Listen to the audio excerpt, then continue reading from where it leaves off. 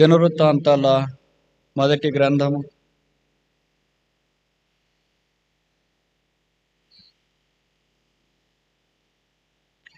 22వ అధ్యాయం అనుకుంటా. 5వ వచనం పెద్దగా ఉంది, నేను చివర్లో చదువుతా. 1 Chronicles chapter 22 verse 5. కాగా దానికి కావలసిన సాధన రాశిని సిద్ధపరిచినని చెప్పి దావీదు తన మరణమునకు ముందు విస్తారముగా వస్తువులను సమకూర్చి యుంచెను. సాధన రాశిని సిద్ధపరచి, provision for the great work, గొప్ప పనికి అవసరమైన సామాగ్రి, సదుపాయం, వస్తువులు. ఇక్కడ తెలుగులో వాడబడ్డ మాట ప్రకారం నేను చెప్తా, ఇది రాశి, ఇది వాసి, అదే సాధన రాశి. రాశి అంటే కొలవడం కష్టము. రాశి రైతుకు సంతోషం ఇచ్చేది ధాన్యమైతే. బైబిల్లో ఇలాంటి రాసులు అక్కడక్కడ మనకు తారసపడతాయి. సమయ పరిమితిని బట్టి ఈ సాయంకాలం 5 రాసులు మీకు జ్ఞాపకం చేయటానికి ప్రయత్నం చేస్తా. ఇది లోకంలో ఉండే రాశి కాదు, మకర రాశి అది కాదు, ఇది బైబిల్ రాశి. మొదటిది లూకాసు వార్త 5వ అధ్యాయం 9వ వచనం. Luke chapter 5 verse 9. లూకాసు వార్త 5వ అధ్యాయం 9వ వచనం. Luke chapter 5 verse 9. లూకా 5:9. ఏలైనగా వారు పట్టిన చేపల రాశికి అతడును అతడితో కూడా నున్న వారందరూ విస్మయం పొందిరి. మొదటి రాశి చేపల రాశి. ఈ సందర్భం మనకు బాగా పరిచయము. పేతురు సముద్ర తీరాన రాత్రంతా ప్రయాసపడిన తర్వాత ఏమీ చేపలు దొరకనప్పుడు, అలాగే కిన్నుడై కూర్చుని ఉండగా యేసు అక్కడికి వచ్చినాడు. దోణిలో నుండి దిగి వలలు గడుక్కుంటున్న వీడితో మాట్లాడడం ఆరంభించి, సీమోను దోణి దగ్గరికి వచ్చి ఎక్కి కొంచెము త్రోయమని ఆయన్ని అడిగి కూర్చుండి దోణిలో నుండి బహుజన సమూహములకు ఆయన బోధించినాడు. బోధ అయిపోయిన తర్వాత దోణిని లోపలికి నడిపించమన్నాడు. చేపలు పట్టడానికి మీ వలలు వేయడి. దోణి ఒక్కళ్ళదే, పేతుడిదే. పట్టేవారు మాత్రము ఏకవచనం కాదు, బహువచనం. నీ వల కాదు, మీ వల. టీం వర్క్, జట్టుగా పనిచేసేది ఇది మనకు జ్ఞాపకం చేస్తుంది. దోణి ఒక్కటే అయితే మనుషులు పనిచేసేవారు, సంఘం ఒక్కటే పనిచేసేవారు, ఒక టీముగా పనిచేయాలి. అప్పుడు మామూలుగానే పేతురు మొదట మాట్లాడినట్లుగా ఆయన మాట్లాడినాడు. వెళ్ళినవాడా, రాత్రి అంతా నేను ప్రయాసపడితే కాదు, మేము we have toiled all the night and caught nothing. ఏమీ పట్టలేదు, మాకేమీ దొరకలేదు. నెవర్త్లెస్ ఆర్ దై వర్డ్, అయినను నీ మాట చొప్పున వలలు వేతునని ఆయనతో చెప్పాను. వారు అలాగూ చేసి విస్తారమైన చేపలు పట్టిరి, దాన్ని లాగలేకపోయారు. అదే చేపల రాశి. చేపల రాశి మనకు జ్ఞాపకం చేసేది సోల్ విన్నింగ్, ఆత్మల రక్షణ. చేపలంటేనే ఆత్మలోనే మనకు తెలుసు కదా. యేసు ప్రభువారు తన శిష్యులను ఈ భూమి మీద ఉన్నప్పుడు 2 విషయాల కొరకు ఆజ్ఞాపించున్నాడు. మొదటిది Mark 1:17, follow me, I will make you fishers of men. నన్ను వెంబడించుడి, నేను మిమ్మల్ని మనుషులను పట్టు జాలర్లుగా చేస్తా. Follow me, following Jesus is mandatory, అది ప్రాథమికము, అది ఖచ్చితం. రెండవది యోహాను సువార్త 21వ అధ్యాయంలో ఫీడ్ మై షీప్, నా గొర్రెల మేపుడి. A following person can only feed, a feeding person can only follow. You cannot just follow and remain, you can also feed as well. అంటే గొర్రెలు మేపాలంటే ఆయన వెంబడించాలా? ఆయన వెంబడించకుండా మేపలేరు. మేపేవాళ్ళు ఆయన వెంబడిస్తారు, ఆయన వెంబడించేవాళ్ళు మేపుతారు. 3.5 సంవత్సరాల్లో శిష్యులకు యేసుప్రభు 2 ఆజ్ఞలు ఇచ్చినాడు. ఫాలో మీ, నన్ను వెంబడించండి, ఫీడ్ మై షీప్, నా గొర్రెల మేపండి. ఇప్పుడు మనకు కూడా అదే ఆజ్ఞలు వర్తిస్తాయి అనుకుంటే, మొదటిది మనం ఆయన వెంబడించాలి. ఆయన ఎలాగ వెంబడించాలో బైబిల్లో చాలా వచనాలు ఉన్నాయి. నేను ఇప్పుడు అన్నీ చెప్పలేను, నాకంటే మీకు బాగా తెలుసు అనుకుంటా. తన సిలువనెత్తుకొని నన్ను వెంబడించవాలెను. వెంబడించేవాడిని ఆయన మనుషులు పట్టు జాలర్లుగా చేస్తాడు. ఆ ఆశ మనకు ఉండాల. అలా ప్రభు చేయగలడని నమ్మాల. అలాగ చేయటానికి ఆయనే దగ్గరికి వచ్చినాడు. ఈ పేతురు యొక్క దృశ్యం మనకు బాగా తెలుసు కదా. రాత్రంతా ఆయనే కదా, ఆయన టీం అంతా కలిసి ఏమి కనీసము చచ్చిన చేపను కూడా పట్టలేకపోయారు. వారు ఉదయకాలను వారు వలలు శుభ్రం చేసుకుంటున్నప్పుడు ఏసే వారి దగ్గరికి వచ్చినాడు. వాళ్ళేం ప్రార్థన చేయలేదు, యేసుప్రభు రాత్రంతా మేము ఏం చేపలు పట్టలేకపోయినామా, ఖాళీగా ఉన్నాం, ఇంటికి వెళ్ళాలంటే ముఖం రావట్లేదు, భార్య పిల్లలు దేని కొరకు ఎదురు చూస్తుంటారు, ఖాళీ చేతులతో వెళ్ళి వాళ్ళని ఎలాగ దర్శించుకోవాలా, వాళ్ళు పొట్ట నిండాలంటే మాకేదైనా ఇస్తే కదా మేము తీసుకెళ్ళి వారికి భోజనం సిద్ధపరిచేది, మా దగ్గర ఏం లేదు, అందుకే ఇంటికి వెళ్ళటానికి చేత కాకుండా ఇలాగే ఉండిపోయాం. వాళ్ళని శుభ్రం చేస్తున్నారంటే బహుశా రేపటి కొరకైనా ఉపయోగపడుతుందని అనుకున్నారేమో. ప్రభు రేపటిని గురించి మనం ఆలోచిస్తే ఆయన ఈ రోజుని గురించి ఆలోచిస్తాడు. When we think of our tomorrow, God thinks of our today. That is God. మనం రేపటి గురించి ఎట్లా అంటే వాట్ అబౌట్ టుడే, ఈ రోజు గురించి అంటే ఈ రోజు పర్లేదులే ప్రభు, రేపు చూసుకుంటే చాలా అని అనుకుంటాం. But God is same yesterday, today and for ever. యేసుక్రీస్తు నిన్న నేడు యుగాలు ఏకరీతిగా ఉన్నాడు. అందుకే వారి దగ్గరికి వచ్చినాడు. అక్కర్లో ఉన్న వారి దగ్గరికి యేసుప్రభు వస్తాడు. అమాంతంగా వారికి సహాయం చేయడానికి ఇష్టపడతాడు. అందుకే 121వ కీర్తన మొదటి వచనంలో కీర్తనకాడు కేకలేస్తున్నాడు, కొండల తట్టు నా కనులెచ్చున్నాను, నాకు సహాయం ఎక్కడ నుండి వచ్చును, వెన్స్ కమెత్ మై హెల్ప్. జవాబు 2వ వచనంలో రాయబడింది, భూమి ఆకాశం సృజించిన యెహోవానే మనకు సహాయం. ఆయన ఎప్పుడు సహాయం చేస్తాడు. ఆయన సహాయం మరవలేనిది. He will not fail even a single time. If God has failed to help us even a single time, none of us would be found to present today. దేవుడు మనకు అక్కర కలిగి ఉన్నప్పుడు సహాయం చేయకుండా ఉంటే మనలో ఏ ఒక్కరు భవిష్యత్తు ఉండేవాళ్ళం కాదేమో. నేనైతే పొరపాటును కూడా ఇక్కడ ఉండలేను. అందుకే భవిష్యత్ 46వ కీర్తన మొదటి వచనం అనుకుంటా, ఆయన మనకు ఆశ్రయమును దుర్గమునై ఉన్నాడు, నమ్ముకొనదగిన సహాయకుడు. లోకంలో చాలా మంది సహాయం చేస్తా అంటారు కానీ సహాయం చేయకపోవచ్చు. కానీ ప్రభు అలా కాదు. ఆయన పేరే సహాయకుడు, ఆయన పేరే సహాయపు రాయి, ఎబెనేజర్. ఆయన సహాయం చేస్తూనే ఉంటాడు. ఎంతవరకు? చనిపోయేంత వరకు. ఎంతమంది సహాయం కోరితే అంతమందికి. అంత సహాయం చేయటానికి ఆయన సిద్ధంగా ఉన్నాడు. ఈ రాత్రి మనం కూడా ఖాళీ పేతురు ఇతర శిష్యుల వలె, ఖాళీ అంటే భౌతికమైన ఖాళీతనం గురించి ఇక్కడ ప్రస్తావన కాదు, కానీ ఆధ్యాత్మికమైన ఖాళీతనం. ఆత్మీయంగా పోయిన సంవత్సరం ఏమైనా కొంతమందినైనా ప్రభు కొరకు సంపాదించినామా? ఏమైనా చేపలు పట్టినామా? ఉన్న చేపలు కూడా పోయినాయా? కొంతమంది అలాగే ఉంటారు, ఉన్న చేపలు కూడా పోగొట్టుకుంటారు. వాళ్ళ దోణలు ఖాళీ అయిపోతున్నాయి, వలలు ఖాళీ అయిపోతున్నాయి, వాళ్ళే ఖాళీ అయిపోయారు. ఏం చేయాలో దిక్కుదోసదు. భవిష్యత్తుకి అవగాహన లేకుండా, ఆశ లేకుండా ఉంటే అది వేరే విషయము. కానీ పేతురు వల్లే ఆశ కలిగిన వ్యక్తి. పక్కన వేరే చేపలు పట్టేవాళ్ళు ఉన్నారు కదా. ఇది చాలా అవమానకరమైన సంగతి కదండి. ఇప్పుడు విద్యార్థులు స్కూల్కి వెళ్తారు, బెంచ్లో 3 కూర్చొని ఉంటారు. ఒకళ్ళు పాస్ అయ్యారు, 2 ఫెయిల్ అయ్యారు. ఫెయిల్ అయిన వాళ్ళకి ఎలాగుంటుంది, పాస్ అయిన వాళ్ళకి ఎలాగుంటుంది? ఏం ఫీలింగ్ ఉండదా? మనకైతే ఏం ఫీలింగ్ ఉండదు, కానీ ఖచ్చితంగా పిల్లలకు ఫీలింగ్ ఉంటుంది. ఏడుస్తూ ఉంటారు.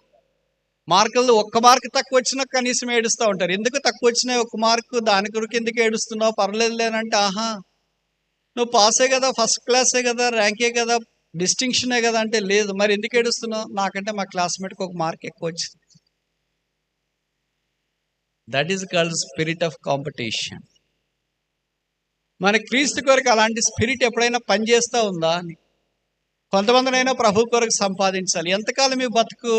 ఎవరి కొరకు ఈ బ్రతుకు? ఎందుకొరకు ఈ బ్రతుకు? షుగర్ బీపీల కొరకేనా? మెడికల్ షాపుల కొరికేనా? హాస్పిటల్ కొరికేనా? అయ్యయ్యో, బ్రతుకు వ్యర్థమైపోయింది. అందుకే ఒక బైబిల్ పండితుడు ఇలాగన్నాడు, life is short and we have only life. Whatever we live for the Christ will abide forever. జీవితం చిన్నది, దాన్ని మధురంగా చేసుకోవాలా. ఏది క్రీస్తు కొరకు జీవిస్తామో అదే నిలిచిపోతుంది. క్రీస్తు కొరకు జీవించిన దానికంటే జీవించని దినాలే మనకి ఎక్కువ ఉన్నాయి అనుకుంటా. క్రీస్తు కొరకు ప్రయాసపడిన దానికంటే ప్రయాసపడిన దినాలే ఎక్కువ ఉంటాయి అనుకుంటా. కన్నీటితో ప్రార్థన చేసిన దినాల కంటే ప్రార్థన చేయని దినాలే ఎక్కువ ఉంటాయి అనుకుంటా. మందిరంకి వచ్చిన దినాల కంటే ఎగ్గొట్టిన దినాలే ఎక్కువ ఉంటాయి అనుకుంటా. ప్రభుని సేవించిన దినాల కంటే ఆయన బాధపరిచిన దినాలే ఎక్కువ ఉంటాయంట. అయినా ఆయన నమ్మకమైన ప్రధాన యాజకుడిగా ఈ సంవత్సరం కూడా ఉండనిమ్మని ప్రార్థన చేసినాడు. అందుకే ఈ సంవత్సరంలో కూడా మనం ప్రవేశించున్నాం. హ్యాపీ న్యూ ఇయర్ చెప్పుకున్నాం, కొత్త క్యాలెండర్లు తగిలించుకున్నాం, కొత్త ఇండివిజువల్ వాగ్దానాలు తీసుకున్నాం, సంఘ వాగ్దానాలు, మొటోవర్స్లు, ఇలాగంతా కొత్తది కొత్తది కొత్తది. ఎంత బాగుంది. హృదయం మాత్రం కొత్తదే పాతదే? నాటైపోయినా మీరు కూడా? హృదయం మాత్రం పాతదే కొత్తదే? అందుకే 51వ కీర్తనలో కీర్తనకాడన్నాడు, రిన్యూ మై హార్ట్, నా హృదయాన్ని నూతన పరచు.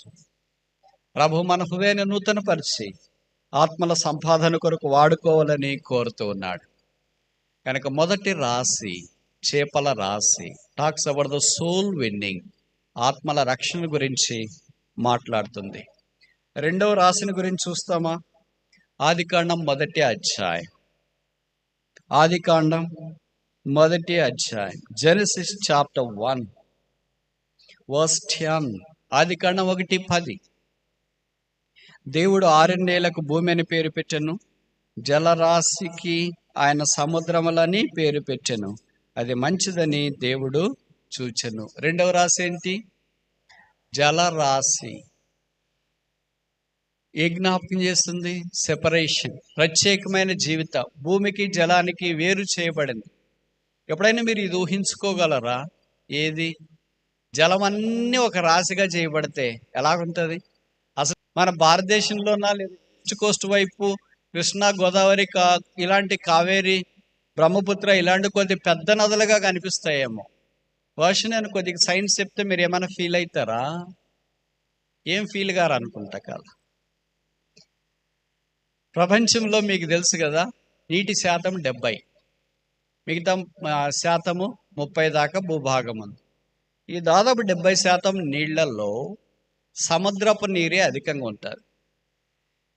నీళ్లు 2 రకాలు తెలుసు కదా, ఉప్పు నీళ్లు, మంచి నీళ్లు. నదుల్లో వచ్చేవన్నీ మంచి నీళ్లు, సముద్రంలో వచ్చేవన్నీ ఉప్పు నీళ్లు. ఇప్పుడు మీరు గెస్ చేసి చెప్పండి, సముద్రం నీటి శాతం ఎంత, ఉప్పు నీటి శాతం, మంచినీటి శాతం ఎంత? నేను జవాబు చెప్తే మీరు ఆశ్చర్యపోతారు. ప్రపంచంలో నదులు మీలో చాలా మంది కొన్ని తెలియవు అనుకుంటా, నేను చెప్తా. ప్రపంచంలోని పొడవైన నది అమెజాన్, లాటిన్ అమెరికాలో ఉంది. కొంతమంది నైల్ నది చాలా పొడవైంది అంటారు, ఆఫ్రికా దేశంలో ఉంది. ఆఫ్రికా ఖండం 6 దేశాల్లో పోతుంది, రాష్ట్రాలు కాదు, 6 దేశాల్లో పోతుంది. చివరికి ఐగుప్తుకు వచ్చి సముద్రంలో కలుస్తుంది. యూరోప్లో ఒక నది ఉంది, రైనో. లండన్లో ఒక నది ఉంది, థేమ్స్. అలాగే అమెరికాలో నదులు ఉన్నాయి, కలరాడో, మిసిసిపి. ఇలాగ ప్రపంచంలోని నదులు, వాటి నీళ్ళన్నిటినీ కలిపితే ఎంత శాతమో తెలుసు? 1%. మంచి నీరు 1%, సముద్రపు నీరు 69%. ఇప్పుడు ఈ 1% మంచినీళ్ళలో భారతదేశంలో ఎంత శాతము? పాయింట్. దాంట్లో కృష్ణానది నీటి శాతం ఎంత? పాయింట్. ఇంకా పీపీటీల్లో పెట్టుకోవాలనుకుంటా. ఈ కృష్ణా చూసినప్పుడే అన్ని నీళ్ళు అనిపిస్తూ ఉంటే, ప్రపంచంలోని మంచినీళ్ళే ఇంత గొప్ప అనుకుంటే అది ఒకే శాతం అయితే, ఉప్పు నీరు సముద్రాలన్నీ కలిసి 69% అన్నవన్నీ ఏకరాశిగా దేవుడు చేశాడు. యెహోషువలో చెప్పబడింది, యోర్దాను ఏకరాశిగా నిలిచెను. ఆయన రాసి పోస్తాడు, చేపలైనా పోస్తాడు, నీళ్ళైనా పోస్తాడు. రాసి పోయాలంటే మెటీరియల్ కొన్ని లక్షణాలు ఉండాల. Liquid cannot be poured as a రాసి, మీకు తెలుసు కదా. కనుక ద్రవ పదార్థం ఒక రాశిగా మనం పోయలేము. ఘన పదార్థాన్ని మాత్రమే ఒక రాశిగా మనం పోస్తాం. పదార్థాలు 3 రకాలుగా ఉంటాయి: ద్రవ పదార్థము, ఘన పదార్థము, తర్వాత వెరీ గుడ్, ఆవిరి, వేపర్స్. ఇప్పుడు కొత్త పదార్థం వచ్చింది, నేను చెప్పనా. బిలీవర్స్ ఈ ద్రవము కాదు, they are neither liquid Nar solid neither gas. ఏ స్టేజ్లో ఉన్నారు మరి? గ్యాస్ స్టేజ్లో లేరు, అంటే వాయు స్టేజ్ దశలో లేరు. రెండోది ఘన పదార్థ దశలో లేరు. మూడోది ద్రవ పదార్థము, అంటే పాయసం లాగా ఉంటుంది. సేమియా పాయసం అంటే మీకు అర్థమైంది కదా బాగా. ఘన పదార్థం అంటే గట్టిగా ఉంటుంది, మైసూర్ పాకు మాదిరి. ఇంకా ఆవిరంటే నీళ్లు మనం ఇంట్లో ఎసురు పెట్టినప్పుడు చేస్తాం కదా, పైన నీళ్లు వెళ్ళిపోతాయి. ఈ 3 కాకుండా 3వ రకమైన మెటీరియల్ వచ్చింది. బిలీవర్స్ ఈ 3 కాదు, బహుశా ఆ మెటీరియల్ అంటే తప్పు కాదేమో. దాన్ని ఏమంటారంటే ప్లాస్మా మెటీరియల్ అంటారు. ఎల్సిడి టీవీలు చూస్తారు కదా, మీరు ఇంట్లో పెట్టింటారు, ప్లాస్మా మెటీరియల్ అది. ప్లాస్మా బిలీవర్స్ ఘన పదార్థం కాదు, ద్రవ పదార్థం కాదు, గ్యాస్ కాదు, ప్లాస్మా బిలీవర్స్. చూడటానికి చాలా బాగుంటుంది ప్లాస్మా టీవీ. ఎట్లా తెలుసా, అసలు దాని దగ్గర నుండి పక్కకు కదల బుద్ధి కూడా కాదు. ఇంతకుముందు మెటాలిక్, ప్లాస్టిక్ ఇవన్నీ వచ్చినాయి, ప్లాస్మా వచ్చింది. మీకు తెలుసు కదా, కరోనా అప్పుడు అది ట్రీట్మెంట్ కూడా చేసినారు. అది different 4th stage of a material. ఇప్పుడు బిలీవర్స్ కూడా ఆ స్టేజ్లోకి వెళ్ళిపోయారు వాళ్ళు. అంటే వాళ్ళు ఏం చేస్తున్నారో వాళ్ళకే తెలియదు, ఏ దశలో ఉన్నారో వాళ్ళకే తెలియదు. ఆత్మీయంగా ఉన్నారా, భౌతికంగా ఉన్నారా, లోకపరంగా ఉన్నారా, ప్రభు కొరకు జీవిస్తున్నారా, no idea. They became plasma. ఎప్పుడు ఏదైనా దశలుగా అది మార్చుకుంటా ఉంది. అది చాలా విషాదకరమైన సంగతి. ఈ జలరాశి ఏ జ్ఞాపం చేస్తుందంటే సెపరేషన్, ప్రత్యేకమైన జీవితం. ప్రభు మనల్ని ప్రత్యేకమైన జీవితం కొరకై పిలిచినాడు. ప్రత్యేకమైన జీవితం మనం జీవించడం ద్వారా ఆయన మనల్ని తన కొరకు వాడుకోవాలని కోరుతున్నాడు. మీకు తెలుసు కదా, ప్రపంచంలో భూమి మీద ఉన్న జీవరాశి కంటే సముద్రంలో ఉన్న జీవరాశి ఎక్కువ. 67% of the biosphere is found to occur in the oceans. Only 33% of the biosphere is on the continent. 33% మాత్రమే భూమి మీద కనిపిస్తుంది. బయోస్ఫియర్ అంటే జీవము కలిగినవి. 67% సముద్రంలో ఉన్నాయి. ఆ సముద్రానికి కూడా ఆజ్ఞ ఇచ్చి బాగు చేయవాడు యేసుక్రీస్తు ప్రభు. ఆ సముద్రం మీద నడిచేవాడు, సముద్రం మీద ప్రయాణించేవాడు. బైబిల్లో రాయబడిన సముద్రమును గద్దించి మిక్కిలి నిమ్మళము చేసేవాడు. సముద్రంలో తన దాసుడు పడిపోయినా కూడా చేపకు ఆజ్ఞాపించేవాడు. సముద్ర పొంగును అణిచివేసేవాడు. ఆ సముద్ర తరంగాలన్నింటినీ సామాన్యముగా చేసేవాడు. సముద్రంలో నుండి కక్కించటానికి కూడా సమర్థత కలిగిన వాడు మన రక్షకుడైన యేసు ప్రభువారు. సముద్రం ఎప్పుడు భూమికి ప్రత్యేకంగా ఉంటుంది.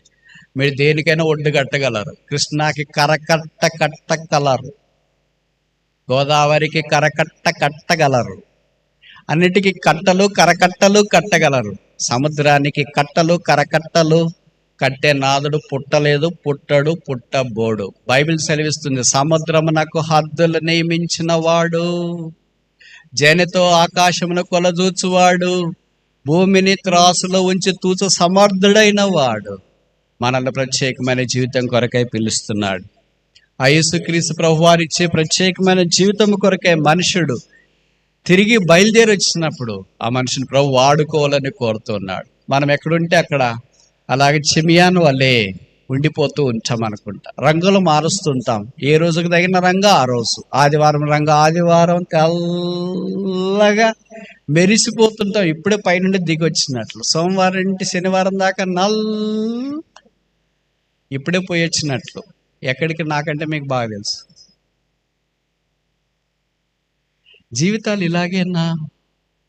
ప్రత్యేకత లేదా?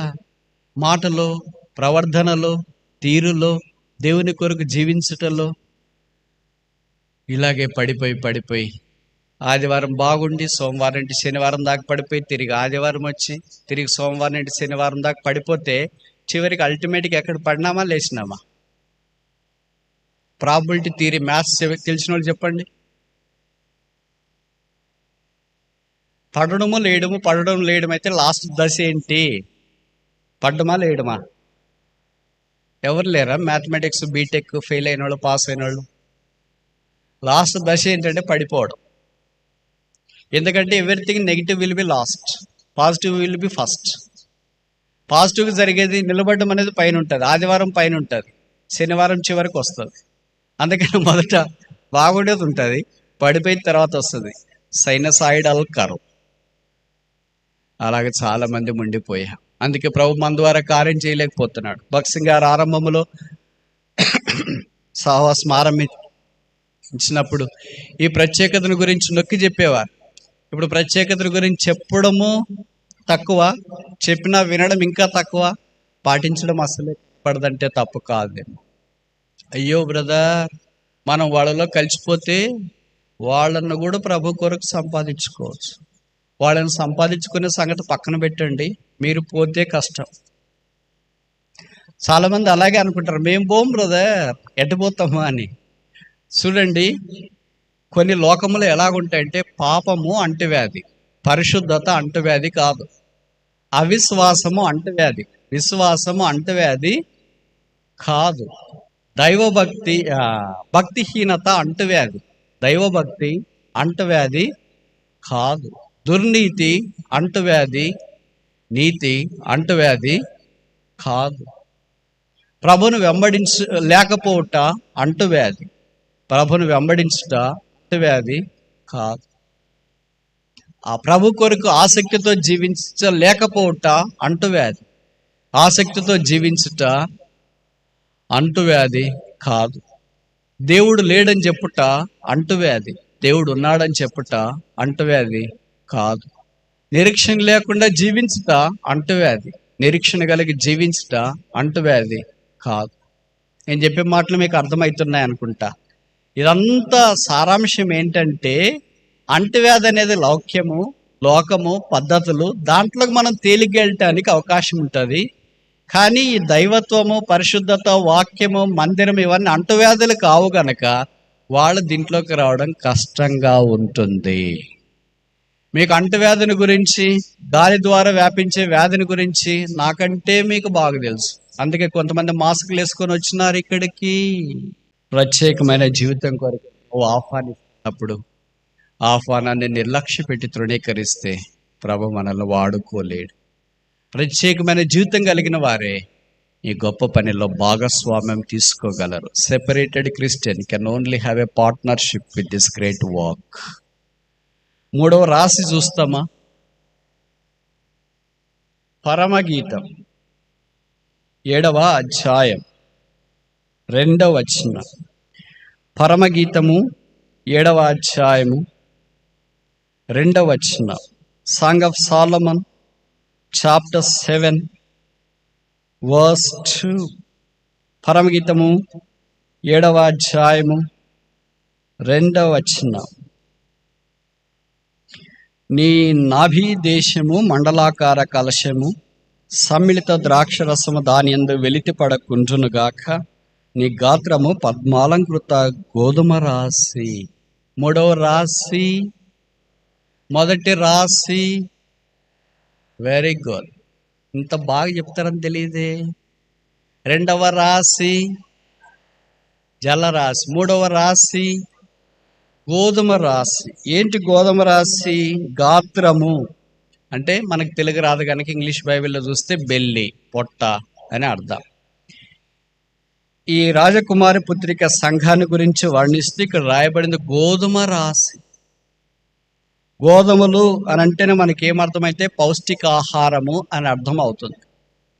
కనుక ఆధ్యాత్మికంగా ఇది స్క్రిప్చర్, వాక్యాన్ని జ్ఞాపకం చేస్తుంది. మత్తయి 4:4 మనుషుడు రొట్టె వల్ల మాత్రమే కాక దేవుని నోటి నుండి వచ్చి ప్రతి మాట వలన జీవించును. గోధుమలో కొంతమంది ఇష్టపడతాం, కొంతమంది ఇష్టపడం. మీకు తెలుసు కదా, చపాతీలు ఇష్టపడేవాళ్ళు 90% ఉంటారు, ఉప్మా ఇష్టపడేవాళ్ళు 50% ఉంటారు. డయాబెటిక్ పేషెంట్స్ ఉప్మా అంటే ఇష్టపడతారు.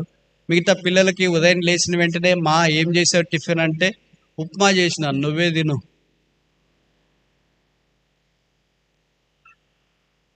వాళ్ళకి అదే గోధుమతో తయారు చేసిందే కదా. మరి గోధుమతో చపాతి చేస్తే, పూరి చేస్తే నోరు ఊరినట్లుగా వచ్చి తింటారు. పూరి చేసిన పూరిమా, దాంట్లోకి ఏం చేసావు? Potato curry. Oh God, independence day.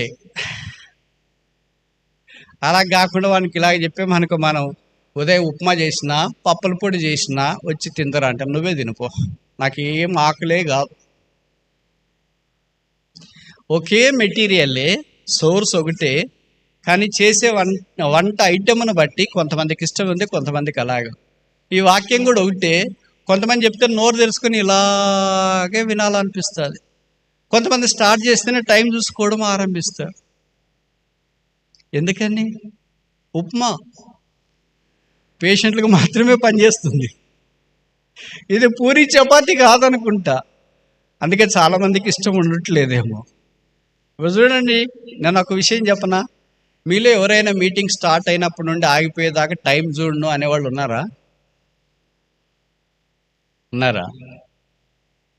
సాధారణంగా ఉండరు, చూస్తూనే ఉంటారు. మీరు అనొచ్చు, మీరు కూడా చూస్తారు బ్రదర్ అంటే, నేను చూడాలా, చూడకపోతే మీకు ఇబ్బంది అవుతుంది. నేను టైం చూస్తూనే ఉంటాను, అన్నిటికంటే ఎక్కువ టైమే చూసేది. అంటే బహుశా దేవుని వాక్యం అనే గోధుమలు మనకు అంత ఇష్టం లేదేమో. దైవ వాక్యము మన జీవితాన్ని కట్టేది, బాగు చేసేది. 119వ కీర్తన 50 వచనంలో రాయబడిన మాట మనకు తెలుసు కదా, ఈ వాక్యము నన్ను బ్రతికించుచున్నది. దేవుని వాక్యం మనం బ్రతకటానికి హేతు, మూలం. ఈ వాక్యం 5 రకాలు. నేను ఇప్పుడు అన్నీ చెప్పను, కానీ ఊరికే ఉజ్జాయింపుగా ప్రస్తావించి ముందుకెళ్ళటానికి ప్రయత్నం చేస్తా. వాక్యమే ఆది యందు ఉన్నది. It has no beginning and no ending. దేవుని వాక్యానికి ఆది లేదు, అంతం లేదు. ఎందుకంటే ఆది యందు వాక్యం ఉండేను.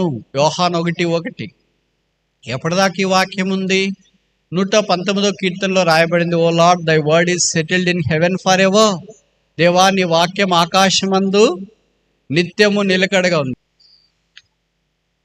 నేను ఉదయకాలం చెప్పినట్లు దేవుని వాక్యాన్ని చదవడం, వినడం, రాసుకోవడం, ఇతరులతో షేర్ చేసుకోవడం, ఇవన్నీ అవసరమే, మంచిదే. వీటన్నిటికంటే శ్రేష్టమైనది ఆ వాక్యాన్ని గైకొనుట. Keep us the word of God. ఇప్పుడు దేవుని వాక్యం చెప్పేవాళ్ళకి తక్కువేం లేదు. వినేవాళ్ళకంటే చెప్పేవాళ్ళే తక్కువ మంది ఉన్నారు, వినేవాళ్ళే ఎక్కువ మంది ఉన్నారు. కరెక్టా?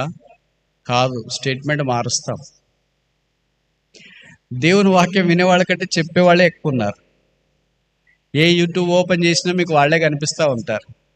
ఎక్కడికి వెళ్ళినా చెప్పేవాళ్ళే ఎక్కువ కనిపిస్తారు. నాకు అనిపిస్తుంది, పులిపిట్టే పెద్దగా పెట్టి కింద స్థలమే చిన్నగా పెడితే అప్పుడు సెట్ అవుతుందేమో అని అనిపిస్తూ ఉంటారు. ఎక్కడైనా సంఘాల్లో సమస్యలు వచ్చినాయి, ఎక్కడి నుండి సమస్యలు వచ్చినాయంటే పులిపిట్ నుండి, మైక్ను బట్టే.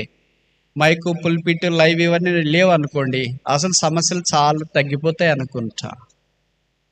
అలాగని దేవుని వాక్యాన్ని తృణీకరిస్తామా? లేదు.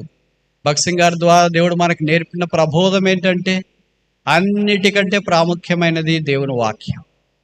అందుకనే పుట్టిన దినాలైనా, పెళ్ళిళ్ళైనా, చివరికి చావులైనా కూడా వాక్యానికి అధిక ప్రాధాన్యత మన సహవాసంలో మనం కలిగి ఉంటాం.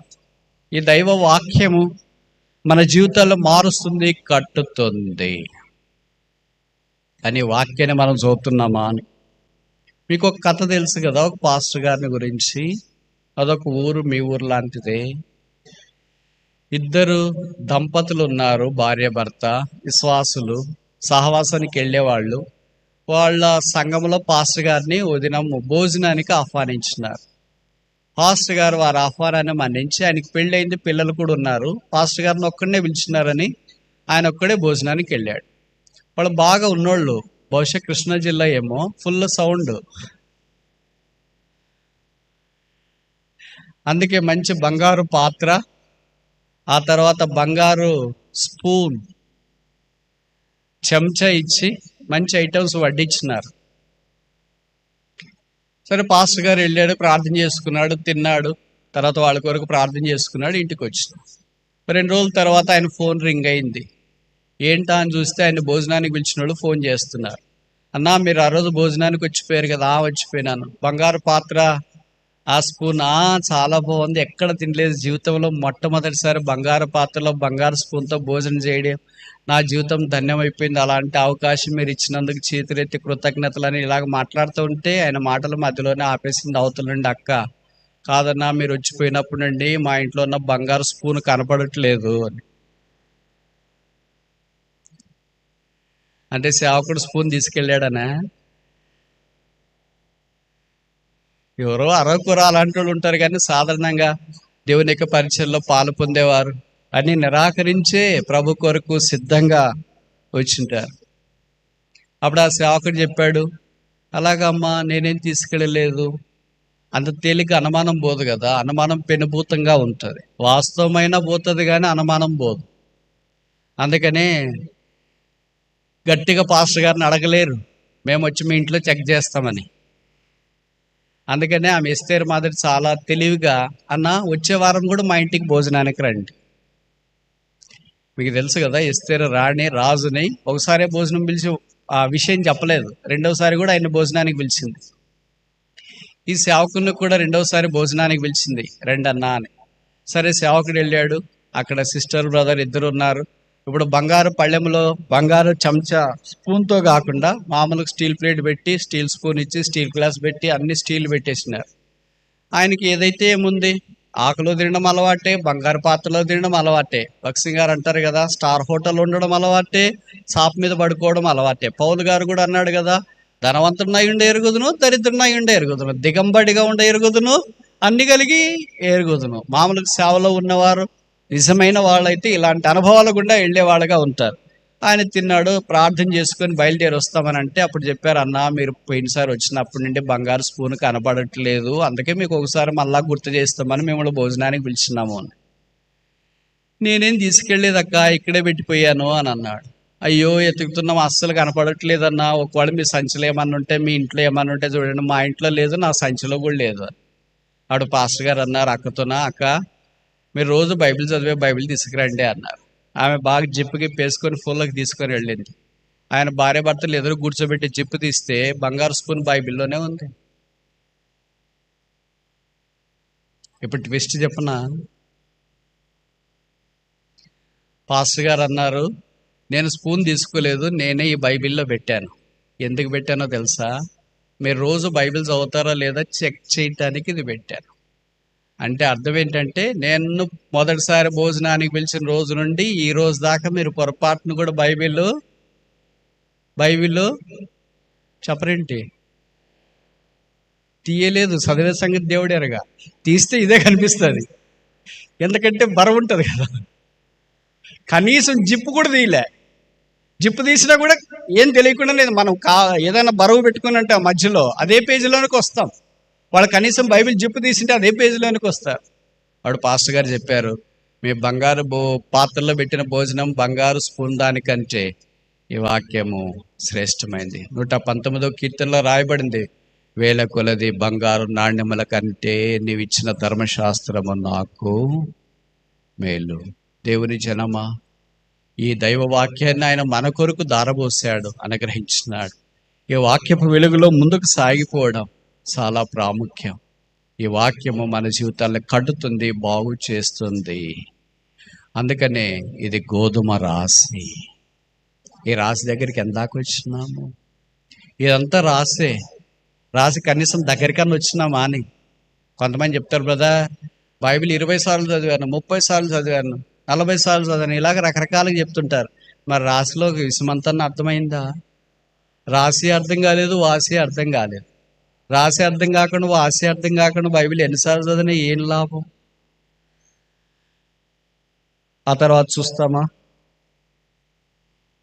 సరే, టైం అయింది, 4 చూసి ముగిస్తాము. దినవృత్తాంతాల మొదటి గ్రంథం చదివాం కదా, 22. 1 Chronicles chapter 22 verse 5, 22:5. దినవృత్తాంతాల మొదటి గ్రంథం 22:5 చివరి వరుసనే చదువుతా.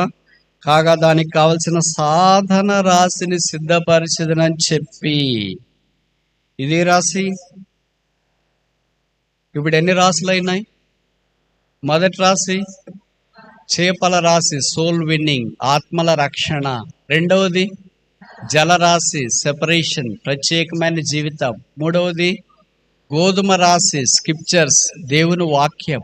నాలుగవది సాధన రాశి, అంటే సామగ్రి అంతటిని ఆయన సిద్ధం చేసినాడు, రాశి వల్లే పోసినాడంట. అక్కడికి రాలేదు.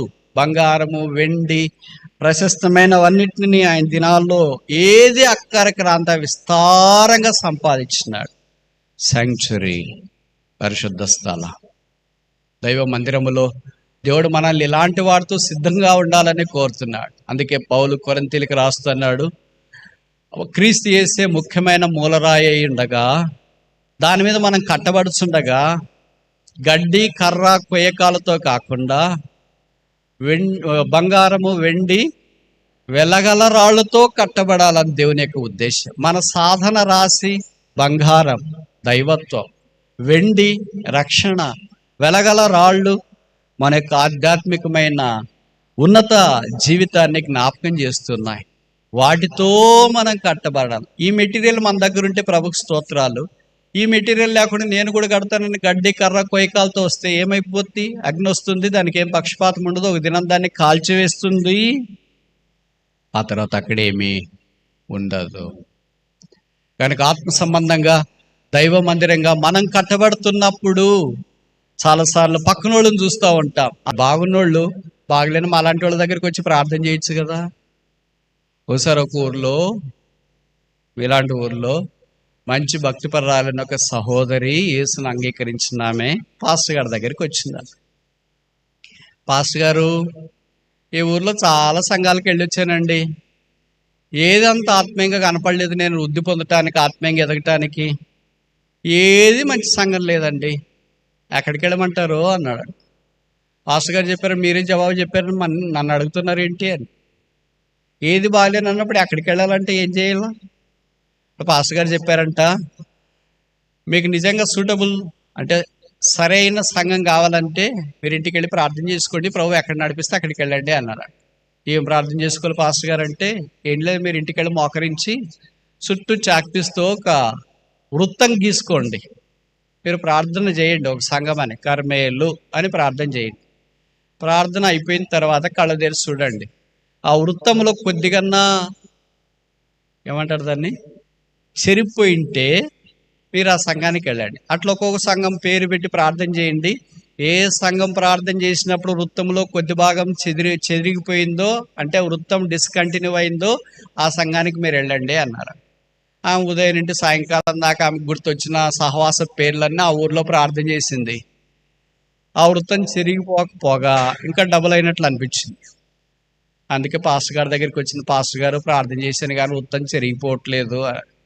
పాస్టర్ గారు అన్నారు, అమ్మ మీకు సూట్ అయింది ఏమి లేదు, మీరే కొత్తగా స్టార్ట్ చేయండి అన్నారు. నేను కొత్తగా ఎలాగ స్టార్ట్ చేయాలి పాస్టర్ గారు అంటే, మరి మీకేం సూట్ అయింది ఏది లేదు కదా, మీరు ప్రార్థన చేసినప్పుడు వృత్తం ఏం చెరిగిపోవట్లేదు, పైపెచ్చి ఇంకా బలంగా అవుతుంది అన్నారు.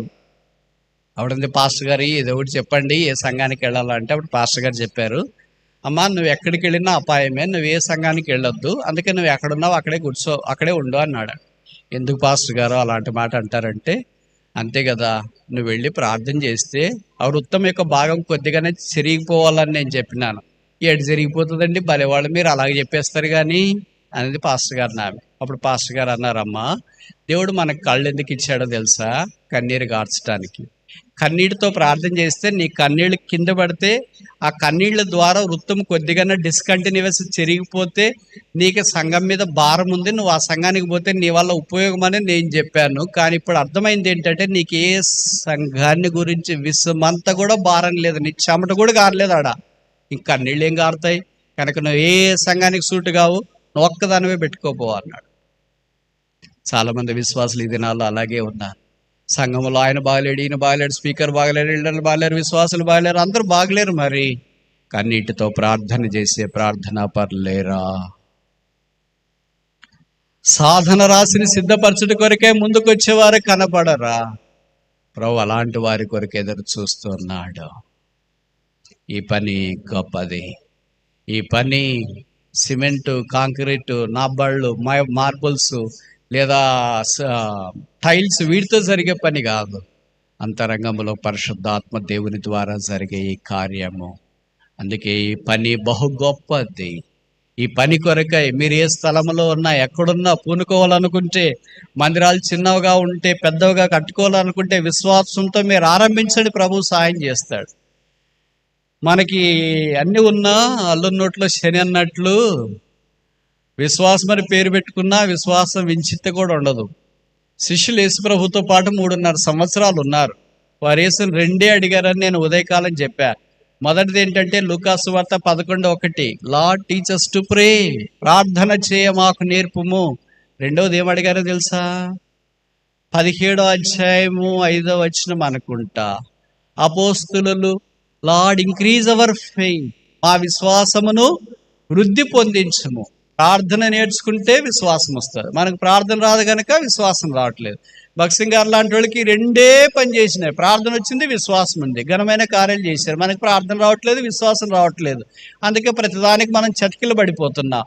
అందుకే అపొస్తలుల కార్యాల్లో వారి ప్రార్థన విశ్వాసం ద్వారా ఘనమైన గొప్ప కార్యాలు జరిగిన బైబిల్లో రాయబడింది. వారు ప్రార్థన చేయగా కూడి ఉన్న చోటు మనం ప్రార్థన చేస్తే మనం కంపించబడతాం. విచిత్రం కాదు? మీకు అనిపించట్లేదు ఎప్పుడు? నాలా టైపు ఎవరు లేరా? ప్రభుకు స్తోత్రాలు. అందరూ భక్సింగ్ గారి టైపే అనుకుంటా, మీరు అపోస్తుల టైపే అనుకుంటా. మనం ప్రార్థన చేస్తే మనమే తలకిందులు అయిపోతాం. ఇదేంటి ప్రభా, ఇదేంటి ప్రభా అన్నట్లు. వాళ్ళు ప్రార్థన చేయగా కూడిన స్థలము కంపించెను. వారు విశ్వాసముతో ప్రార్థన చేయగా చెరసాల తెరుచుకున్నాయి. విశ్వాసంతో ప్రార్థన చేయగా భూకంపాలు వచ్చినాయి. విశ్వాసంతో ప్రార్థన చేయగా 1000 మంది రక్షణార్థమైన వెలుగులోనికి వచ్చినారు. ప్రార్థన, విశ్వాసం జంట నగరాలు, జోడు గుర్రాలు, కవల పిల్లలు, ప్రాణ స్నేహితులు, పట్టాలు. ఆ 2 లేకపోవడం వల్లే ఇప్పుడు పట్టాలు తప్పిన రైళ్లు లూప్ లైన్లో చిట్టి నగర్కి ఎదురుగా, మీకు తెలుసు కదా, అక్కడ లైన్ పెట్టింటారు. అది మెయిన్ ప్లాట్ఫామ్లోకి రాదు, అక్కడే ఉంటాయి. మనం కూడా మెయిన్ ప్లాట్ఫామ్లోకి రాకుండా అక్కడే ఉంటాం. పట్టాల మీదే ఉన్నాము, బట్ లైన్లో కాదు. సిగ్నల్ రాదు మనకి, ఎప్పుడైనా అక్కడే ఉంటాం. No platform. చాలామంది విశ్వాసం అలాగైపోయాం. ఈ రాత్రి ప్రభు మనల్ని దర్శించాలని కోరుతున్నాం, మనల్ని సిద్ధపరచాలని కోరుతున్నాం.